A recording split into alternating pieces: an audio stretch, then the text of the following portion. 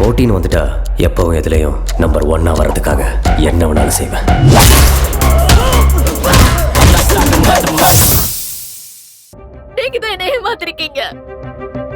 கபிலன், அமுதா பேசினதையே நினைச்சிட்டு இருக்காதீங்க. அவ பேசுனது எதுவுமே தப்பு இல்லை புனிதா. என் வருத்தம் எல்லாம் அவளுக்கு நல்லது பண்றதா நினைக்க போய் எவ்வளவு பெரிய தப்பு பண்ணிட்டு இருந்தோம்.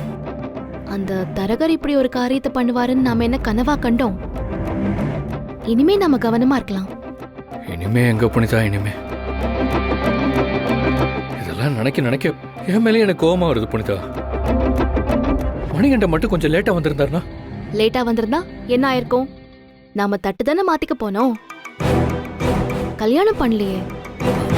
குற்ற உணர்ச்சிக்குள்ள போகாம இருக்க இப்படித்தான் ஏதாவது சொல்லி நம்மளை நாமளே சமாதானப்படுத்திக்கணும்.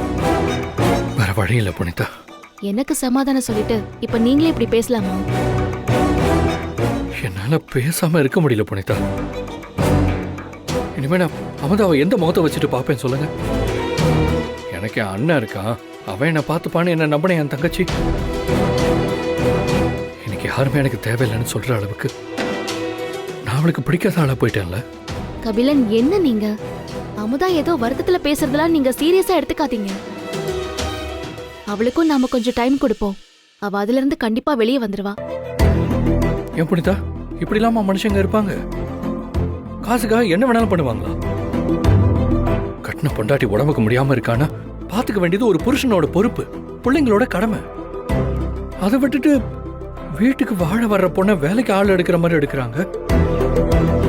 புனிதா, நீங்க மணிகண்ட பேசுங்களேன். என் தங்கச்சியோட வாழ்க்கைய ஒரு நரகத்துல இருந்து காப்பாத்திருக்காரு. நான் நிச்சயம் மணிகண்ட கிட்ட பேசுறேன் கபிலன். நீங்க அமுதா கிட்ட பேசுங்க. இல்ல புனிதா, என்னால அவளை பார்க்கவே முடியாது. நான் தப்பு பண்ணிட்டேங்க. என் அப்பா சொன்னதை மட்டும்